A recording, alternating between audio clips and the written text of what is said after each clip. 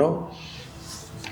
ሌላው ድሮ ያልነበረ አሁን ከቅርብ ጊዜ ወዲህ የመጣው የአሜሪካ መንግስት ያወጣው የቪዛ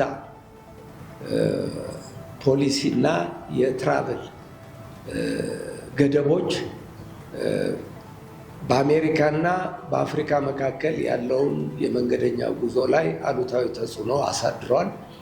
እኛንም አፌክት አድርጎናል። በዚህ ምክንያት እንዲያውም የበረራ ፍሪኩዌንሲም አሁን ቴምፖራሪሊ እየቀነስ ነው ያለ ነው። ሌላ ጊዜም እናደርጋለን። በተለይ ከየካቲት ወር ጀምሮ እስከ ግንቦት ድረስ ስላክ ሲዝን የምንለው ነው። መንገደኛ ቁጥር የሚቀንስበት ወቅት ነው። ግን የዘንድሮውን ትንሽ ለየት የሚያደርገው የአሜሪካ መንግስት የትራቭል ሪስትሪክሽን ትንሽ የበለጠ ችግሩን